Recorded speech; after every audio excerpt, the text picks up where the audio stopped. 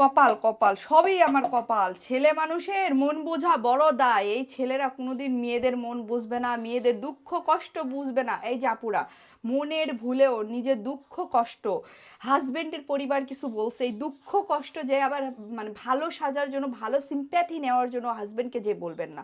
কারণ কি জানেন, এদের কাছে এদের পরিবারই সব। এরা দিন শেষে ওই পরিবারের কাছেই যাবে। জিন্দেগিতে আপনি পড়ার মেয়ে আপনার কোনো দিন আপনার হয়ে তার পরিবারকে কিচ্ছু বলবে না। মানে কাহিনীটা কীরকম জানেন, আপনি যদি যে আপনার জামাইকে বলেন, ঠিক ওই রকম আপনি মনে করেন যে যাই মশাকে বলতেছেন যে মশা ভাই আপনি কামড় দিলে না আমার ডেঙ্গু হবে, তো মশা কি সেটা শুনবে? শুনবে না। সেরকম আপনার হাজবেন্ডকেও যদি আপনি বলেন যে তোমার পরিবার আমার সাথে এটা এটা করছে, কখনো কিছু বলবে না। ভাই ওরা তো হচ্ছে ধোয়া তুলসীর পাতা। তুমি পারলে সকালে দুপুরে রাতে তাদেরকে পূজা করো 3 বেলা, বুঝছো? তাইলে তুমি অনেক ভালো থাকবা। তাদের পা ধরে ধরে বসে থাকো, তাহলে তুমি বউ অনেক ভালো। আর যদি বাই চান্স একটা প্রতিবাদ করো, তুমি তো ভালো না, তোমার পরিবার ভালো না, তুমি কোন পরিবার থেকে আসছো, এইটা শুনতে হয় আমাদের মেয়েদের। আমরা মেয়েরা এই 19-20 বছর বাবা মার কাছে থাকি, বাবা মার কাছে খুব ভালো। পাড়া প্রতিবেশী কেউ বলতে পারবে না এই মেয়েটা অভদ্র, এই মেয়েটা আমাদের সাথে কোনোদিন খারাপ ব্যবহার করছে। কারণ আমরা আসলেই ভালো। কিন্তু যেদিন থেকে বাবার বাড়ি থেকে পাড়া জামাইয়ের বাড়িতে আসলো, সেদিন থেকে শুরু হয়ে গেল আমার আর কোনো গুণ নাই, আমাদের মেয়েদের আর কোনো গুণ নাই। আমাদের মেয়েদের গুণ থাকাই পাপ।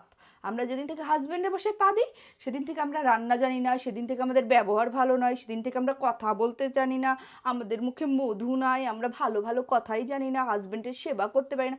কিরে ভাই, আমরা যে 18-19 বছর বাবার বাড়িতে থেকে আসছি, বাপ মায়ের সেবা করি নাই? আশেপাশে পাড়া প্রতিবেশী ছিল না, তাদের সাথে কথা বলি নাই? তারা তো বলতে পারে না যে আমাদের ব্যবহার খারাপ। আর তোমাদের বাড়িতে পা দিতে না দিতে আমরা খারাপ হয়ে যাই। মানে এই হচ্ছে ছেলেদের রূপ, বুঝছেন? এরা কোনো দিন বইয়ের হয়ে প্রতিবাদ করবে না। ওই যাচ্ছে না কথাই, রসুনের কোয়া সব এক। দিন শেষে খালি বাবা মা আর বাবা মা। কিন্তু ভাই এই যে ভাইয়ারা, আপনারা যখন বৃদ্ধ হবেন তখন আপনাদেরকে দেখবে কে? এই বউরা ছাড়া কি আপনাদেরকে কেউ দেখবে? কেউ দেখবে না। সন্তানদের কথা বলবেন, সন্তানরাও তারা তাদের বউ বাচ্চা নিয়ে দিব্যি সংসার করবে। ওই লাস্টে ওই তুই আর মুই একটা কথা আছে না, ওইটা হবে। তো ওই দিনটা যদি ভালো কিছু পেতে চান, এখন এই বয়সে বউয়ের সাথে ভালো ব্যবহার করেন, বউকে টাইম দেন, বউকে সম্মান করতে শিখেন, তাহলে দেখবেন ওই সময় যায় আপনি কি ধরনের সেবা পান, বুঝছেন? অবশ্য আপনাদেরকে আর কি বলবো, আপনারা যাই করেন না কেন, আমরা মেয়েরা আপনাদের সেবা করতে বাধ্য। আমরা মন থেকেই করি, আমাদের অত কিছু আর যায় আসে না। মানে আমাদের না শুনতে শুনতে অভ্যাস হয়ে গেছে। আমরা তো দেখি আপনারা এগুলাই করেন, সো আমাদের অভ্যাস হয়ে গেছে, এই আর কি।